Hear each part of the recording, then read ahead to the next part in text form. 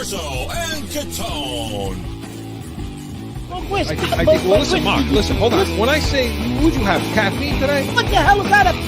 Presented by Special Sauce Podcast, Studio 42 Design, and Corso Law Group. Now for the real deal New England feel, Corso and Catone.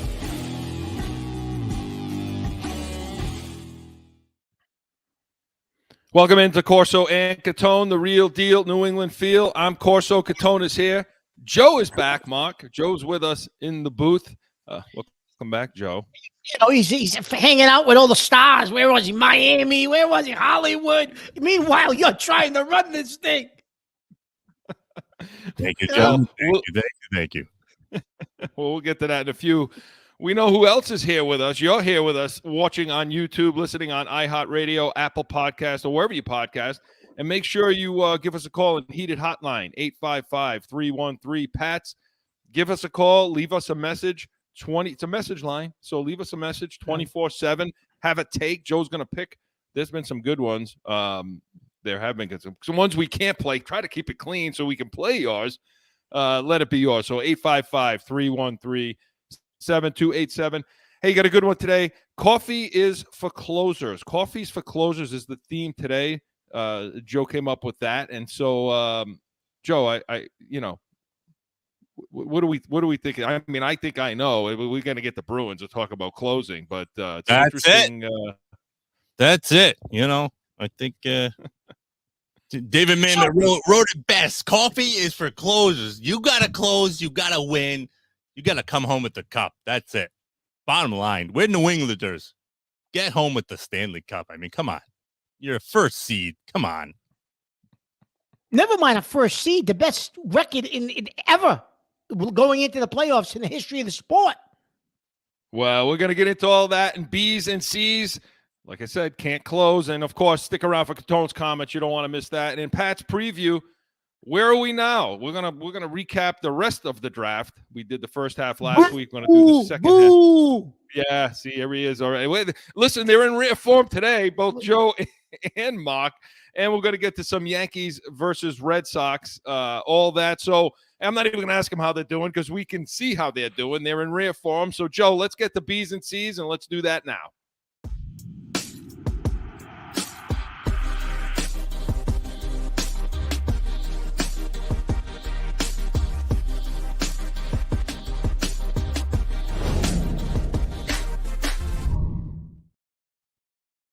So I mentioned Heated Hotline, okay? We don't have a Heated Hotline this week, and here's why. We were flooded and inundated with calls, okay, related to B's and C's for the obvious reason. So listen, we heard you, we hear you, we're going to get into it. We just got to clean the language up a little bit right, to put it on. Right. And we couldn't put in all of them that were on there, but we're going to talk about them all. We hear you out there. We hear your frustration. Joe's clearly frustrated already right at the top of the show. So as much as I love the dirty language, it's yeah, it's a family show to some extent. Yeah, it's definitely a family show. You know, we want to bring everybody out there wants to bring Mark home for dinner, right? Absolutely. Come on, so, Mark. Let's get into the Bruins, okay? They break all records: the points record, the wins record, and could you feel this coming? Could you feel it coming based on the fact that they won everything? They beat all the records, and when that happened, you're kind of like, oh man. And you and I talked about that first series, right? We did. You and I spent a couple of weeks focusing on that first series, and I think people thought we were crazy because they just assumed it was going to be a cakewalk, and we were like, well, no, because that's the toughest series to get by, Chris. Because once you get rolling, you probably go on to the Cup, but it's that first series where you're going to get out of the gate and you got to finish, right? To Joe's point, they couldn't close. You got to get by the first series, right? And you could feel it a little bit at the end of the regular season. I said to you, I didn't, and I know we disagreed about this on numerous shows. I didn't like the number of minutes guys were playing. I'm not saying that played a factor, Chris. I just didn't like the number of minutes they were playing all the way through. Who gives a shit about the record? All that matters is the Stanley Cup. not the record. Yeah, and I don't know. I don't think that fatigue or anything like that played into it. I will give you Bergeron. He got hurt. And that played into it because he shouldn't have been been on the ice at his age late in the season. Except the weird thing about it is the 2 games in Florida were without him, and they won those games without he and Krejci. And I think we got to talk about that a little bit too. But Mark, no, I know that, Chris. But if you looked at those games, as you go back, if you review the tape, the things that they started to struggle with actually were rearing their heads in those games as far as what was going on in the neutral zone, what was going on the blue line. And it started to rear its head in those games, and it just progressively got worse. So let's talk about what happened here. I mean, we're talking about the fatigue factor and the fact that they played down the stretch, guys like Krejci and Bergeron. But to me, and I'm talking mental fatigue too. It's not just physical, mental fatigue too. Yeah, but I mean, physical. I know you don't want to hear it. I hate that as an excuse. I really do. Look, they didn't have any trouble scoring goals. I just think it's everything plays. It's an explanation, not an excuse. Yeah, it's not an excuse. An explanation. So they didn't have any trouble scoring goals. I mean, they scored a lot of goals in the series. The problem was on the other end. To me, your defense. You were doing things that just weren't happening. We talked about the defensive pairings. Who was going to be the odd man out coming into this playoffs, and Grzelcyk we thought would be, because while he had a great season, he was not going to be good clearing people out of the front of the net, get in the corners, being as physical as you needed to be against this team. And, they did. They scratched him. They did. But what we didn't count on was that Lindholm was going to be just atrocious in this. I mean, atrocious. Blind passing, turning the puck over, just not clearing people out. Everything was late for him.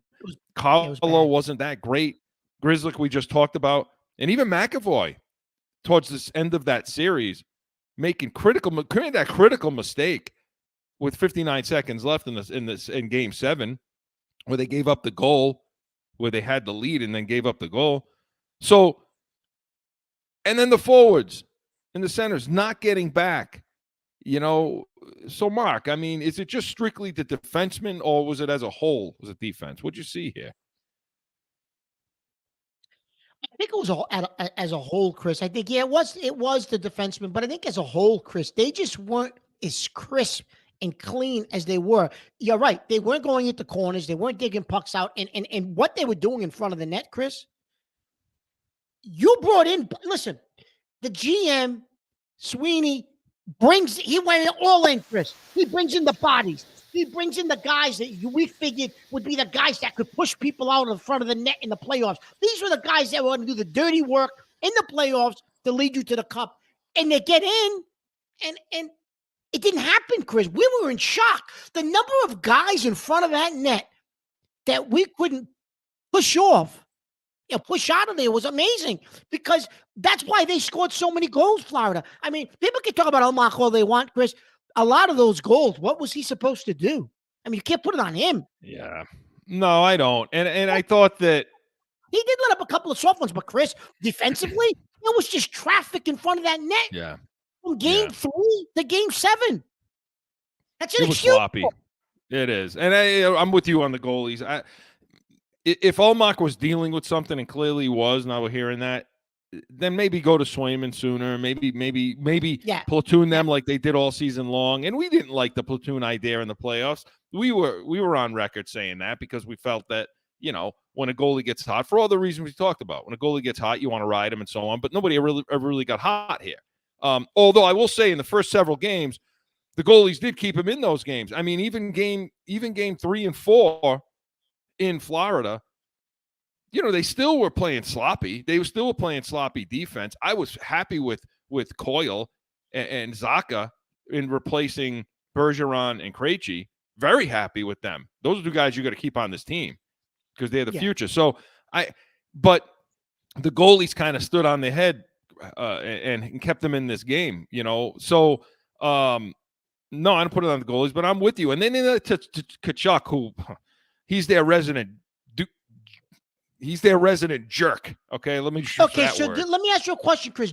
And I talked about this during the season. Okay, Do we have one of those guys?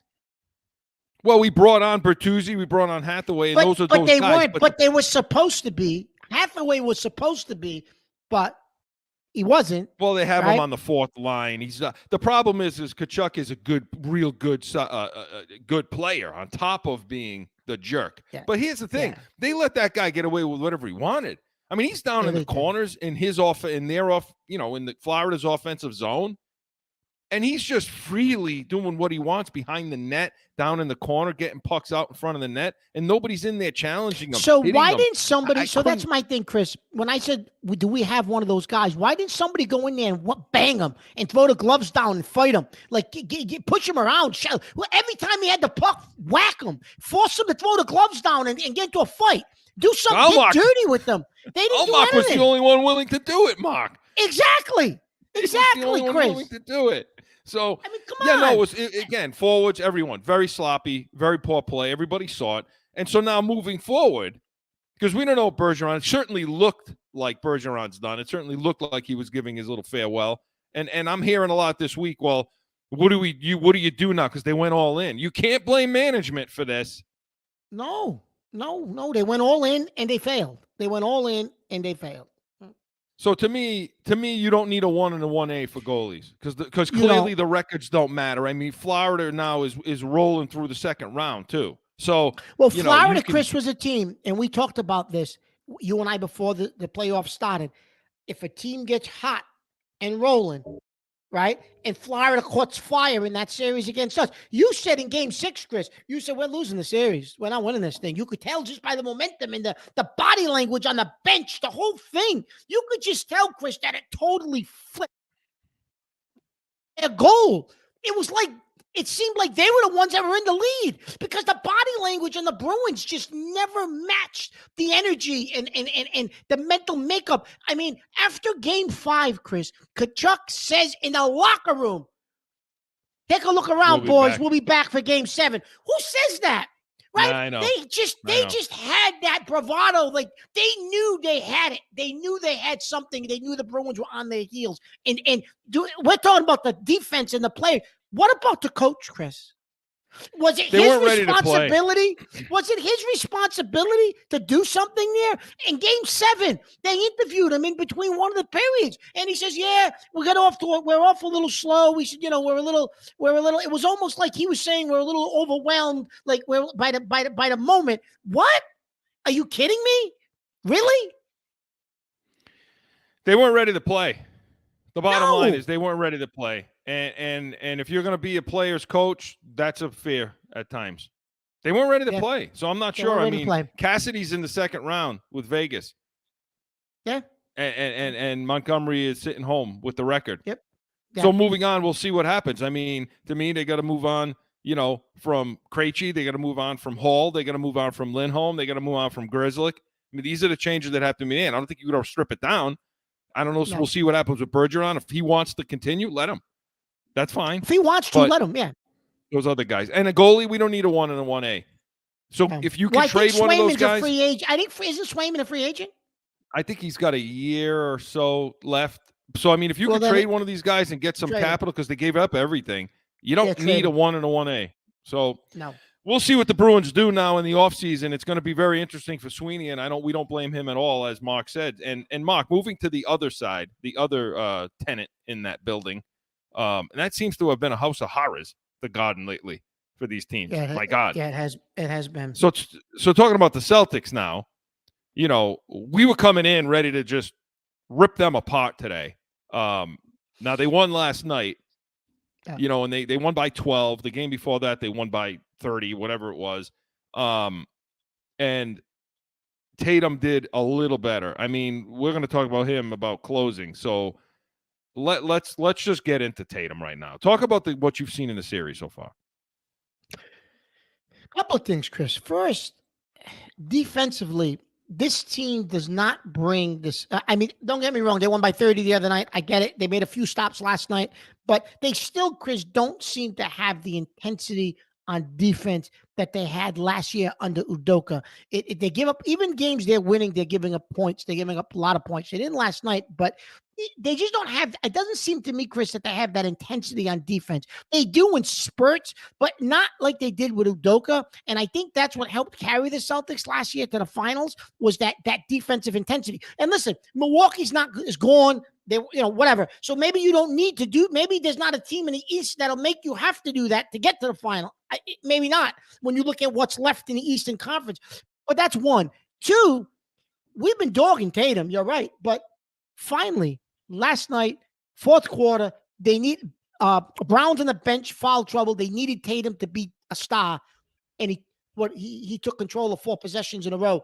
Give me the ball at the point and spread out, and I'll take care of it. He had a step back 3. Like he really stepped up and said, I'm the alpha male here. Give me the ball. I'm taking this home. And he took them home.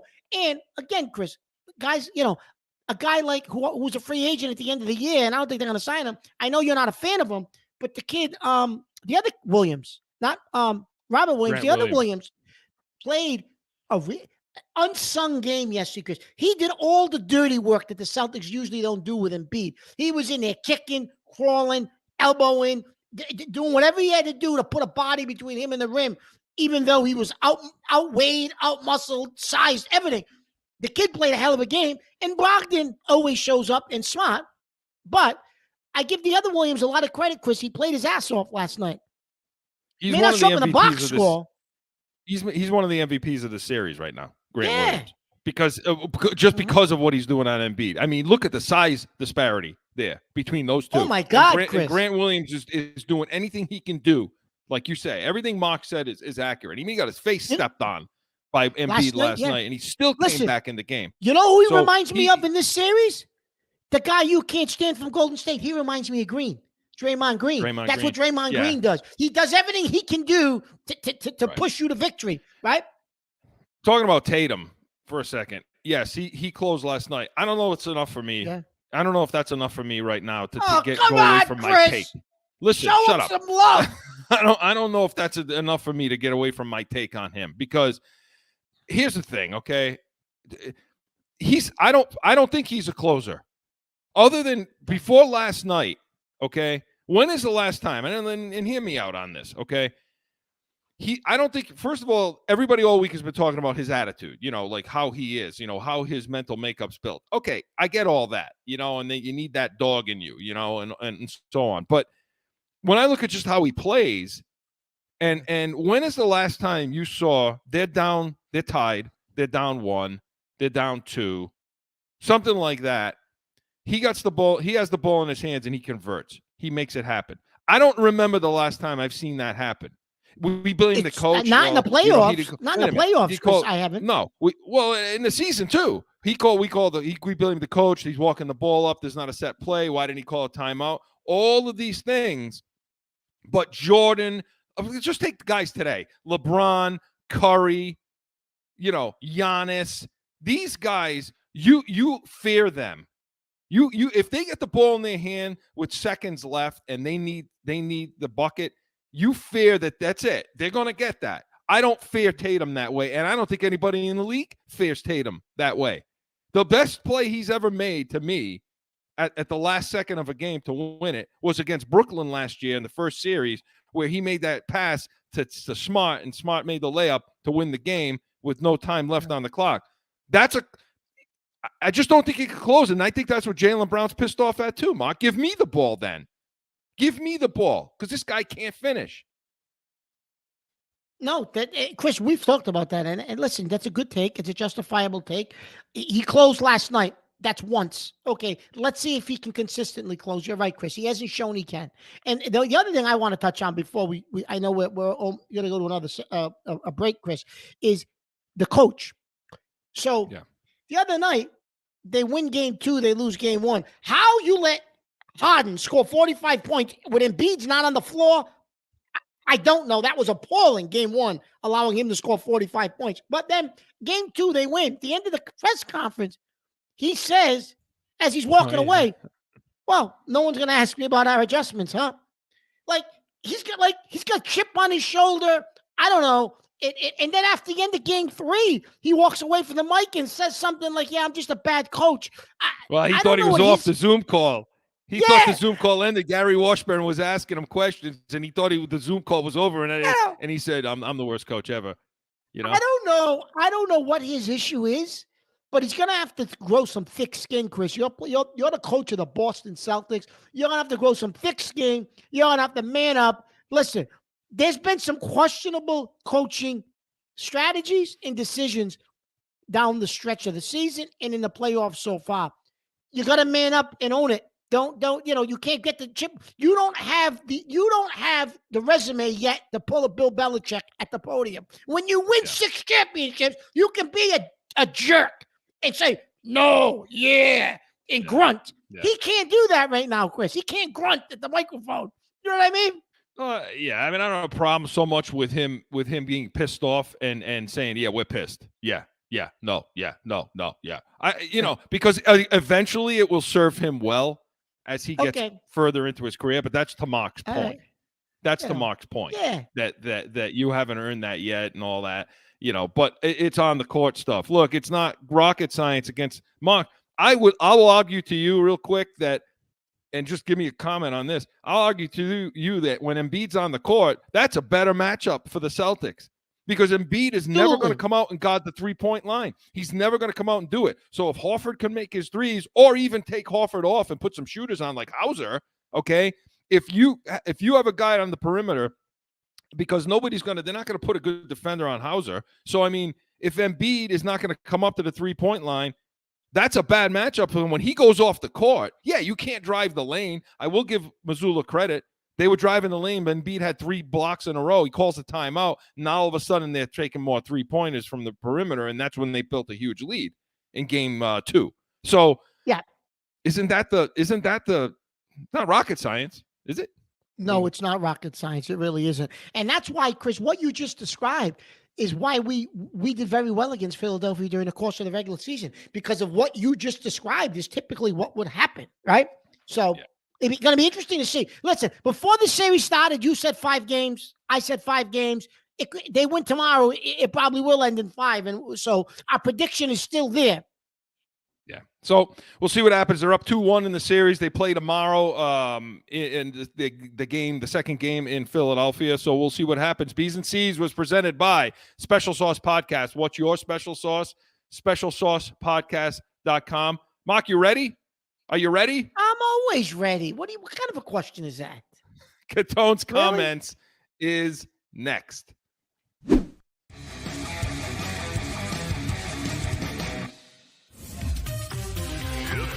Special Sauce Podcast. You lacking the sauce? The sauce is good, man.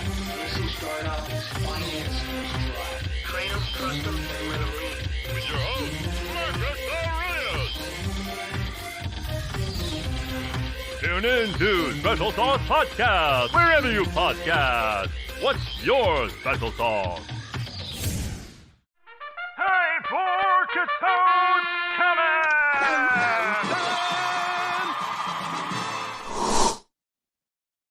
So, you know what really burns me up, okay? If you go to these different restaurants, right? You go to these different places to eat, okay?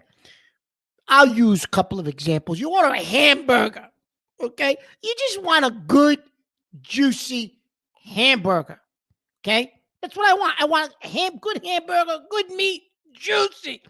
I don't want to have to get a goddamn lobster bib to eat it and then get a hose to wash myself down after because they put all kind of shit in it. They put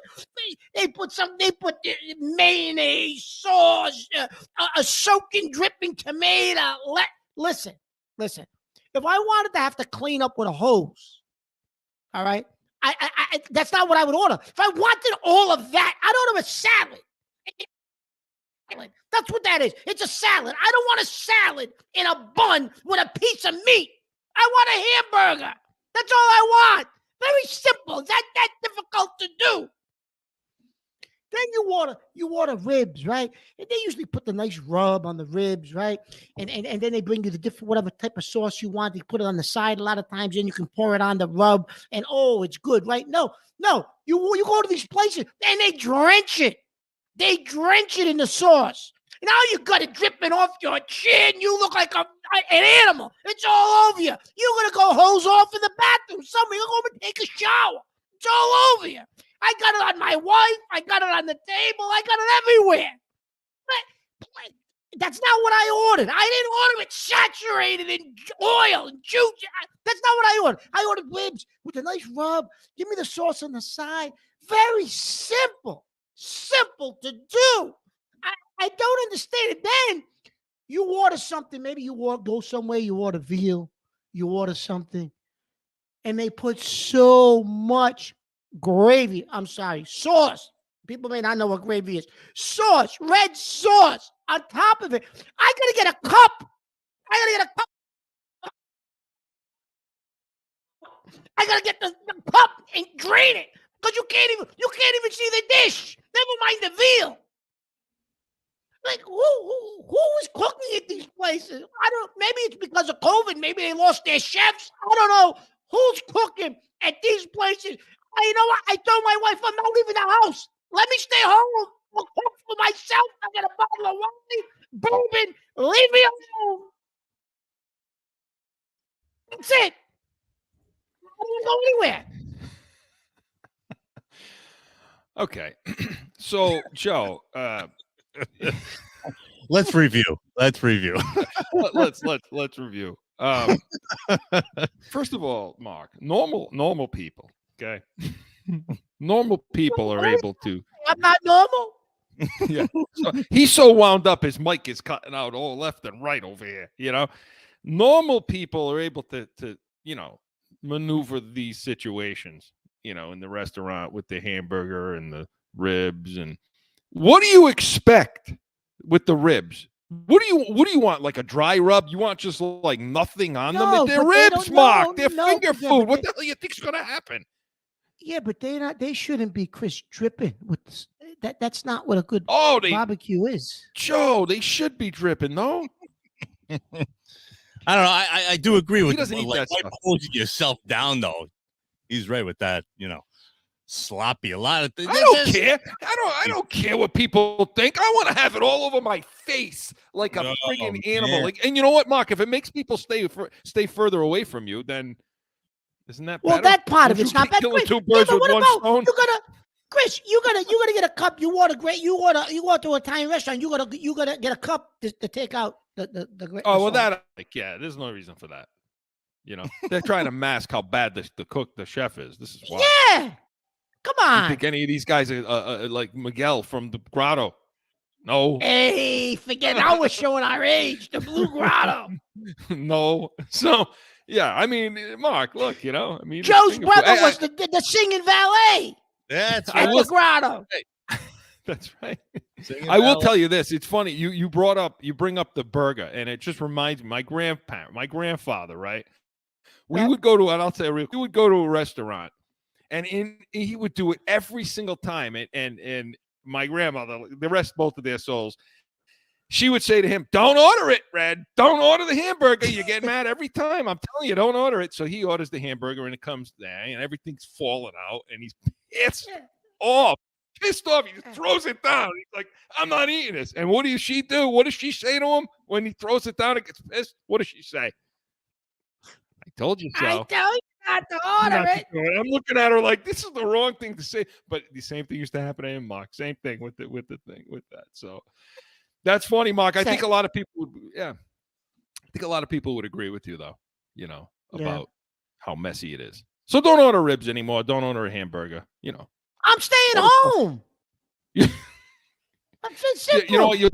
You're doing everybody a service anyway by just staying home. You think the waiter is happy to deal with you with the sauce all over you? Listen. Joe, can you imagine what he's like, though? Can you imagine what he's like when that's happening? They don't hand out those little wet naps anymore. Remember they used to No, you know what, Joe? You're right. They don't do that anymore. That company went out of business or something. He needs to take a bath in the Purell, the hand sanitizer. He needs to take a bath in that stuff when he's having ribs. Picture it. Good stuff, Mark. Good stuff. Pigpen's Comments was presented by Corso Law Group, Arizona's leading criminal and traffic law firm. CorsoLawGroup.com. Allow us to be your voice. Hey, when we come back, we're going to get back into the draft, talk a little Patriots and Pat's preview, all that and more right after this. It's that time again for a timeout for a message from one of our sponsors. No one ever thinks they will be in the need of a criminal or traffic lawyer, but things happen. Corso Law Group is Arizona's leading criminal and traffic law firm. Their 20-plus years experience and attention to detail has helped thousands of people all across this great country who found themselves in a situation in Arizona. So whether it's a traffic ticket or if you need reduced DUI or more serious issues, call or go online to CorsoLawGroup.com and talk with these expert attorneys who I know will help you. Corso Law Group.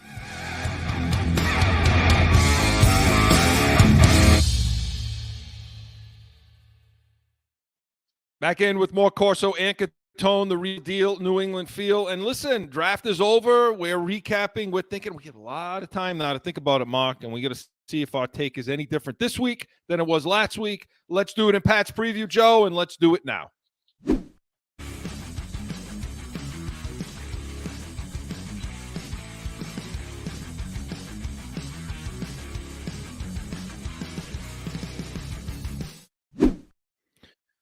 So, Mark, the draft takes place last week. When we were recording, they were in round 5. So we covered the first 3 picks, and I know we want to revisit a couple of things on that, and we're going to do that. But getting to the rest of the draft, and just to recap, you know, they had about 3 4th-round picks, a 5th-round pick.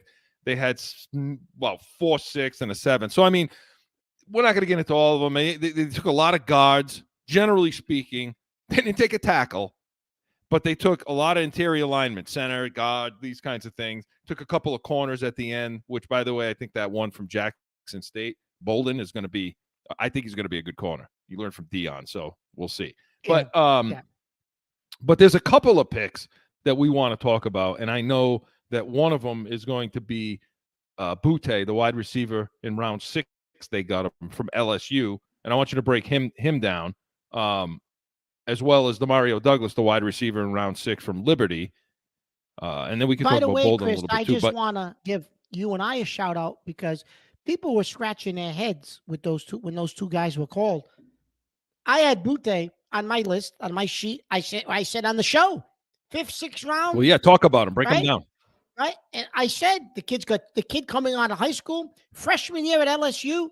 The kid looked like he was going to be a top 10 wide receiver draft pick after his freshman year. And then he had an injury, mental stuff happened. Kid's, I guess, a little bit of a head case, never really reached his full potential. But coming out of high school and his first year of college, he went to LSU for a reason. He was one of the best kids in the country coming out of high school. And in college, his freshman year, he showed flashes of being that next guy at LSU that would probably be a top 10 draft pick. And it just different things happen. But Chris, he can go deep. He's strong, physical. He will go over the middle. He'll go into the middle of the field. He can play some slot. You can put the kid in different formations. The kid has the potential. Now, whether or not Belichick can straighten this kid out mentally, I don't know. I don't know. But when he was drafted, he did say, he said, I am now more motivated than ever. He said, because I know I'm a first-round talent. And so he's already see. signed, by the way. He was the first one to sign. He's already signed. He's already so maybe, Chris, you caught lightning in a bottle. I had him on my sheet. I said, this kid is a player. If you get him late, take a shot. It's worth the shot. Everybody was like, who's this kid? Yeah, and we he's knew a guy. Who he was. If he was playing to his talent in college, up to his talent, he would have gone before Hyatt. He would have gone before those Tennessee wideouts. He would have gone probably before Zay Flowers. Yeah. I don't know if he. Yeah. He definitely would have gone before Zay Flowers. Not absolutely. Smith. And not in the job. Probably not Smith. And the other kid, Chris, Demario Douglas. I'm going to let you talk about because he was on your sheet during our draft show when I was talking about receivers. Chris said to me, "Well, what about the kid from Liberty?" And I'm like, Oh yeah, he's he's good, but I mean I didn't get into him personally, but Chris liked him before the draft. He's a Talk about smaller. him, Chris. Yeah, he's a smaller guy. He's a smaller receiver, right? And to me, he's the kind of guy that he's kind of a do-it-all guy. I think he's the kind of guy that you can use out of the backfield. Now he's bigger than Marcus Jones, but he's a different body style. But the point is, I think he can run after the catch. I think he's got some good, sharp route running. Now, he didn't play against anybody. That's the knock I have on guys that, but that's where he should be taken in the 6th round, somewhere in there, and that's fine. Yep. You take a flyer on a guy like that. But yeah, he's a do-it-all kind of guy. He can run all the routes. He has good he has quick feet. I think he has good, strong hands at the point of the catch because he's smaller and he had to. I always talk about guys that are lacking some of the measurables. And those are the kind of guys I like. And I know those are the kind of guys Belichick likes, Saban likes, because they have to develop their technique properly. They have to be sound, technical football players. And that's who football players are, versus just athletes. Now, we love athletes. We want athletes at the wide receiver position in the 1st round. You want the athlete. Havertz's son next year. Need him. But a kid we like got this, so many athletes in our wide receiver room. It's ridiculous how many athletes we have. No, but Mark, it's funny because this kid and the kid from LSU could end up being the 2 of your best receivers in the room. Now, I'm not saying a ton right now with Parker Bourne and Thornton the giraffe. So, so yeah, I like this guy. I like Chris. I read an article this week that said if Brady was still your quarterback, that kid Douglas would catch 80 catches. No. Yeah, because he fits that kind of. They said out of the slot, he'd have 80 catches if Brady was still your quarterback. Backfield, out of the bubble guy. Yeah, he can catch bubbles. He can catch wide receiver screens. This kind of guy. And so you can see O'Brien's stamp on both of these picks. Okay. So they let him pick in the 6th round, Mark. In the 6th round, Chris. There we go. Why didn't they take? Whoa, big deal, right? But Belichick got up and left he left the draft now at that point. So why didn't they take a tackle, Mark? With all these, look, in the 4th round they take a kicker, which I get it. You need a kicker, but do you need him in the 4th round? They need a punter. They need a kicker. These are Belichick picks. They took guard. Oh, absolutely, they're Belichick picks. Why didn't they take a damn tackle? Well, a tackle, Chris, I thought they should have taken. Was it the 3rd round or the 4th round? Which round was it, Chris, that the tackle from Ohio State went like 2 picks after us? Did we take Mute before him? Before the tackle from Ohio State? Mapu. Yeah, we take Mapu, and at that point, you could have gotten the big tackle. He's like the size of Trent Brown from Ohio State. Why wouldn't you have taken a shot with him instead of Mate, the kid they took Mate? You don't need a safety. Because early in the 4th, right, because early in box safety, the 4th one, so he'll be redshirted. Yeah. Because look, Mark, and I agree. They could have had that tackle, and if they wanted Mapu, they could have had him early in the 4th round where they took the kicker. Yeah. Right? And then they could have probably taken the kicker 4 picks later when they took City Sau, the offensive line on Eastern Michigan. So in other words, you could have bumped these picks all the way. And they're down. claiming, Chris, the kid Sau. I think it's the kid Sau can play some tackle too. Is that him? Is that the one, or is it the UCLA guy? Yeah, that's him. Okay, he can play some tackle. Like, I don't want guys that can play some tackle. Okay, we did that with Isaiah Wynn to draft a guy to play tackle. I want a tackle. I want an offensive tackle. That's what I want. Because I don't care if you got Montana back there. You're going to get killed. I mean, you look what they got. They're rolling in with Riley Reif, Brown, Anderson, Cajuste. Those are their tackles, Mark. Chris, they must think they're okay, but they must think they're okay at tackle because they didn't draft any. In fact, in the 1st round, you traded down so Pittsburgh could take the Georgia tackle. So you didn't. Yeah. You felt as though you were okay. They thought they were okay. Well, they must have thought they were okay at tackle. They didn't take one. Either that, or Belichick thought the tackle position was so bad in the draft that he didn't waste a pick on one. Yeah, and this is why we're the real deal New England field. This is why you got to listen to us, because all week long, all I keep hearing about is the mental part of this thing. Belichick is trying to screw the Jets over by trading with Pittsburgh, so because the Jets wanted the tackle, and then boom, boom, boom. Like, okay, I get that. That's fun radio. That's fun radio. You got to fill. okay, because you have no knowledge on anything you're talking about. Maybe you could talk a little more technical, like we're doing. But instead of that, Bedard's the only one I heard talking about this. Why? Now we're going to revisit some of these other picks, Mark. Why they're drafting White? And the more I thought about this, the more thought I've given and looking at next year's signing, who's free agents, who's coming up for contract, the more I scratch my head and say, what the hell are you taking White for? And this was our take last week, and we're going to reiterate it. Why are you taking White in the second round? You could have had Hyatt. I agree with Mark. The Giants got a steal. You could have had Hyatt. You probably could have had White. You wouldn't have had White later. What the hell are you drafting him for, Mark? Is he going to get on the field? You got Uche. You got Judon. You got Weiss. Where's he playing and when? He's gonna play limited amount of time unless somebody gets injured, and then he's gonna be your replacement for Josh Uche when he becomes a free agent and asks for a ton of money because your owner don't want to spend any money. So now you've got your replacement for Uche and this kid White, which is fine. And he'll be a good replacement, I guess. But did you really need him? Just sign Uche. Sign your guys. Just re-sign your guys. Same thing with Mafu. Re-sign Duggar. Re-sign Phillips. Okay, man, you're honest. Why? Re-sign you don't want to re-sign players. You don't want to re-sign Phillips. All right, fine. But so what? You're going to waste a third-round pick on a guy that's going to be a replacement? Re-sign Peppers. Yeah. So you got Peppers there too. Yeah, because again, Mafu's not going to see the field either. He's not going to see the field this year, Mark. Well, Chris, he tore a pectoral muscle in February. You know what that means. Belichick will ease him in. You might see him. You may never see him. He'll be a redshirt. Yeah, you're right. No, he won't play. Yeah, he's an IR. He won't play. So it's a wasted. Yeah. So it's a wasted damn pick. You wasted a third round talk pick. to me. Okay, so what sense does it make, Mark? You comment on what sense does it make for Bob Kraft? Okay, pay attention, Bob. Pay attention. Wake up. Okay. What sense does it make? You don't want to spend money, right? One of the most expensive positions in all of football lately is wide receiver.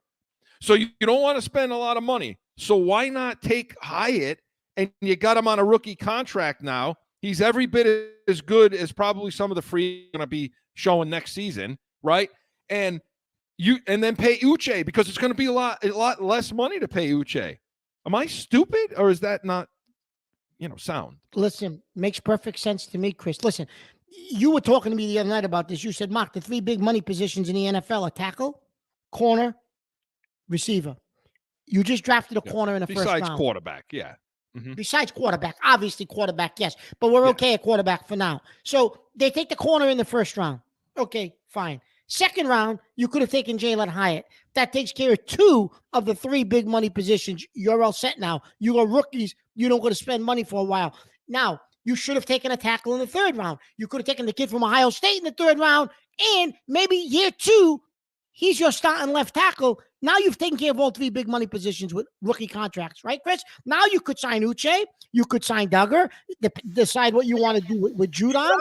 But you have money now because you took care of the three big money positions through the draft, something they have not been able to do the last 7, 8, 9 years. You had an opportunity to do that in this draft, and you blew it. It would have been a perfect draft. It would have been fine. And they didn't. You're right. They didn't do it. Now they're going to have issues at wideout next year again because I don't think the draft. Because I don't think the giraffe is going to be good on the outside. I don't. Thornton. I don't. No. Well, Chris, the wide receiver room, they said that they think they're okay there, and because they think Thornton's going to make a huge jump and he's going to become like a number 1, 2 receiver. You don't see it. I think the kid has the opportunity to be better than he was last year. I don't know, Chris. There's something about him.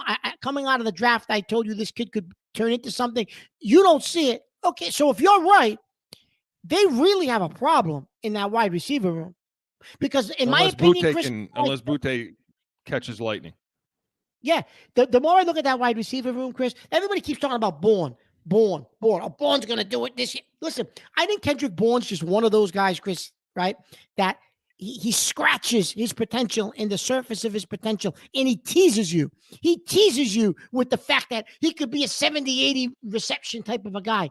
Listen, San Fran let him go. When you look at the wide receiver market, that was cheap money, basically. The 3-year contract he signed with us, it wasn't big money.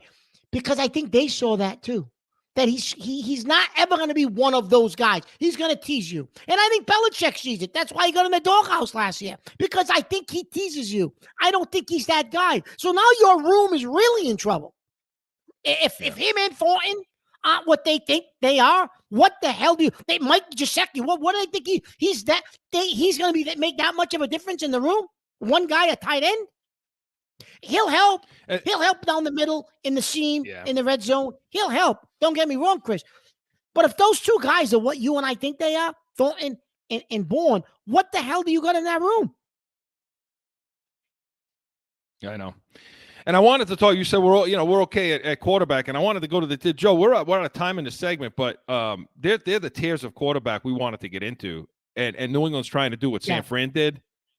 You know, Joe, can we stretch it and do that right now, or do you gonna yell at me? I'll give it to you. Go ahead, because these Pats fans want to know what they're getting into. Well, look, I don't want to take too much away from baseball, but let's do it. So, who the hell wants to talk about baseball? They stink the Yankees. We talked. Listen, we talked about the quarterbacks, right? You talked about quarterback. Well, they're all set for quarterback right now. The floor for this team, I said it last week, dropped from 8 wins to 5 wins. The ceiling dropped from 9-10 wins. To me, the ceiling drops to 8 wins. Because look at the tiers of quarterbacks. And most of these guys, they're going to play this season. Tier 1, Mahomes. Tier 2, Burrow, Allen. 3, Rodgers, Jackson, Herbert. 4, Wilson, Watson. 5, Garoppolo. And here he comes now in group 6. There's only 7 groups. He comes 6th with Pickett, Tua, Lawrence, and then the other guys are Stroud and Richardson. So, and I don't think Lawrence should be in tier 6 either. I think he should probably be in 5, but that's all right. In 5, or 4 with Wilson and Watson. So Jones is down there in that 6th tier, and the only reason why the 7th tier is that the rookies. We don't know; those guys could jump too. So, Mark, you know, is this team going to win games with the schedule? And most of these guys above us, we're playing them. Playing Kansas City, right? You're playing Buffalo twice. You're playing the Jets. You're playing Baltimore. You're playing, you know what I mean? Miami twice. Yeah, you got a problem, Chris. You got a problem. We talked about this, Chris. I realize a lot of times you look at your schedule and it looks like it's tough, and then all of a sudden teams don't pan out and they're really not what they were supposed to be. So at the end of the season, you're like, you know what? Our schedule really wasn't as difficult as we thought it was going to be. But this year, Chris, I honestly believe what we're seeing on paper is true, because I think these teams got better in free agency, and I think these teams got to help themselves in the draft. If you heard Lamar Jackson's press conference the other day, he's through the moon with what they picked up. Beckham, Flowers. He's through the moon with the guys they added to that offense. Can we say the same thing? We signed Mike Gesicki. What did we bring in on offense? Nothing. So Juju. I think you're right, Chris. Juju, yeah. So I think you're right about the floor and the ceiling. And if you are right, you're drafted next year, what, top 10? Then you got to go get Harrison. Go get the wide receiver. And if your quarterback's no good, then you got to trade up and get the kid from USC, the quarterback. You'll get Caleb Williams, yeah. You'll get one or the other. And listen, if your quarterback does well this year, wide receiver has to be your first-round draft pick next year, not a left tackle, because he'll take a left tackle, Chris. He'll take a left tackle. If there's a top left tackle out there and he falls in your lap, that's who he'll take. He will not take Harrison's kid if he's on the board, because he doesn't value the position. Harrison's kid, Chris, is probably the best wide receiver to come out of the draft since Randy Moss, and that's saying a lot. That's how good that kid is. So we'll see what happens. Better than Chase, better than all those guys. The floor and the seat. Look, Mark, what they're trying to do, what they're trying to play the San Fran model, okay, of quarterback doesn't have to be as good. We got to put, please. Well, first of all, they're not putting the guys around them. Number one. Number two. But look at the weapons San Fran has. Well, Chris. listen, that's what I'm saying. The difference is San Fran's got a fantastic defense, defensive front, offensive line, good weapons around them. And look how tough and what have they won? Do you know how tough of a model it is to win like that? Look at the team San Fran's got, and they can't get over the top. Nope. So that's something. Haven't made it to the Super Bowl. Nope. Well, they did a couple of years back. They did, but something you're to right. think about. It's tough, Chris. So Pat's preview was presented by Corso Law Group, Arizona's leading criminal and traffic law firm, CorsoLawGroup.com. Allow us to be your voice. Hey, when we come back, we're going to talk Yankees versus Red Sox right after this. It's that time again for a timeout for a message from one of our sponsors. No one ever thinks they will be in the need of a criminal or traffic lawyer, but things happen. Corso Law Group is Arizona's leading criminal and traffic law firm. Their 20-plus years experience and attention to detail has helped thousands of people all across this great country who found themselves in a situation in Arizona. So whether it's a traffic ticket or if you need reduced DUI or more serious issues, call or go online to CorsoLawGroup.com and talk with these expert attorneys who I know will help you. Corso Law Group.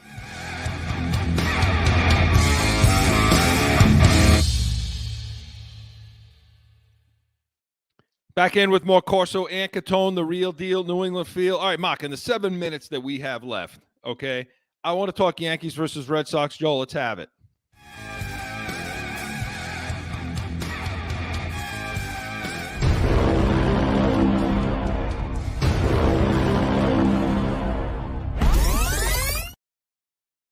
Oh, Mark, let's start with the Yankees, okay? They're a 500 baseball team right now. Why? Well, first of all, they do have injuries. Okay, Giancarlo Stanton's out, Judge is out. Obviously, well, I was just going to say that last year you got lucky. Judge stayed healthy. He hits all those 60. He breaks the record, but that's because he stayed healthy. But that's the first year he's ever been healthy since his rookie year, the entire season. So what else is new? So they got injuries. The pitching staff has injuries, and those guys aren't coming back anytime soon. But the rest of the lineup, Chris, is constructed the same way we talked about in the offseason, Chris. Then what have they done? And Cashman keeps surviving. What has this team done to change the look of their team? They got the same lineup that they've always had, that they've had the last 5 years. Okay, you got Judge and Stanton out of the lineup, but look at the rest of these guys, Chris. They can't produce runs. Okay, they got the rookie Volpe at the top of the lineup. I like him. The kid's going to be a player. But the rest of the team, Chris, they stink. It's the same old, what they got is strikeout, try to swing for a home run. Nobody's getting singles, doubles, triples, shaking things up, moving runners. It's the same Yankees. And now you add in the injuries to the pitching staff and to Judge and Stanton.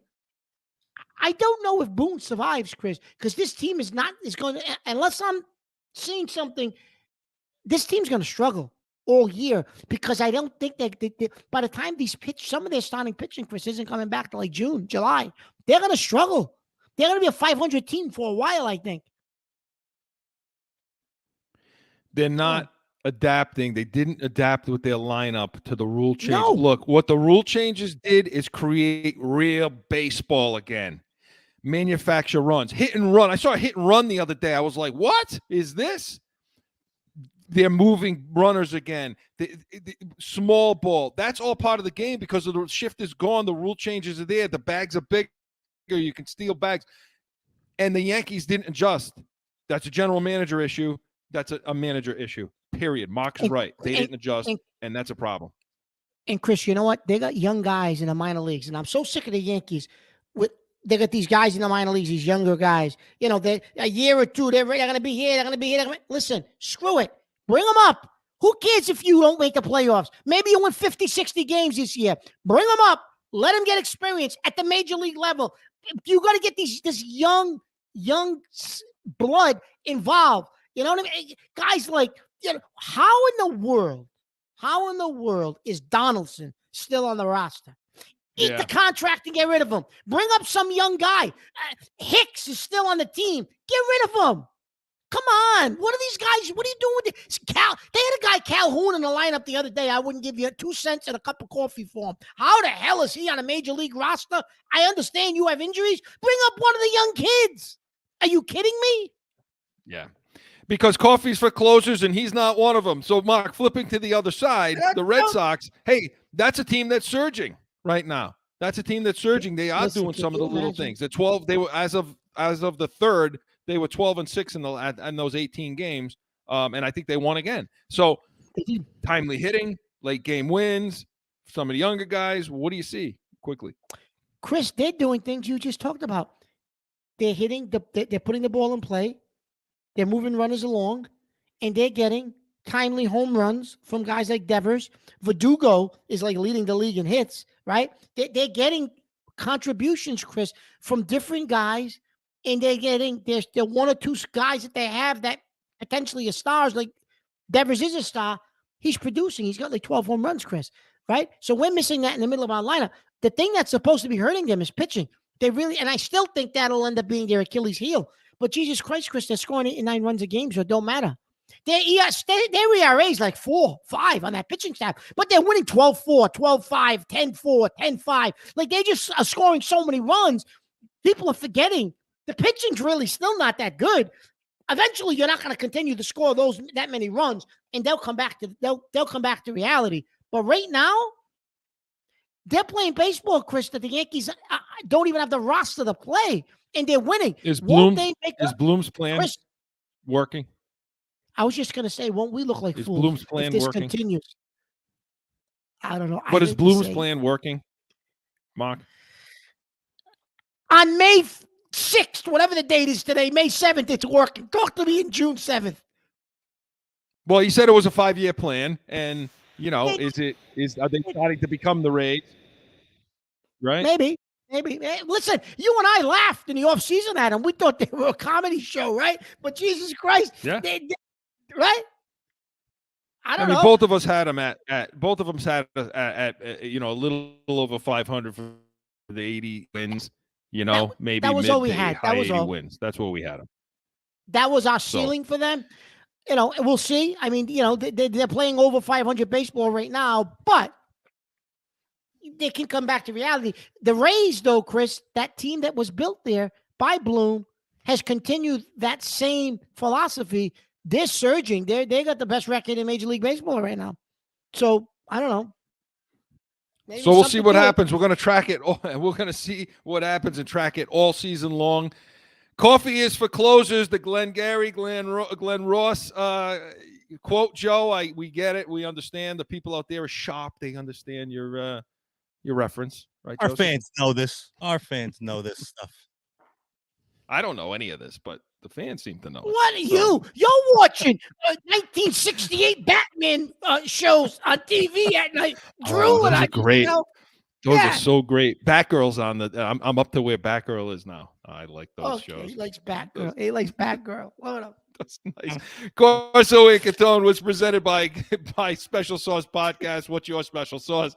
SpecialSaucePodcast.com. Hey, listen, get on, watch, listen to all our shows. They're all up for you. And make sure you subscribe, give us that thumbs up, and come back next week, 7 p.m.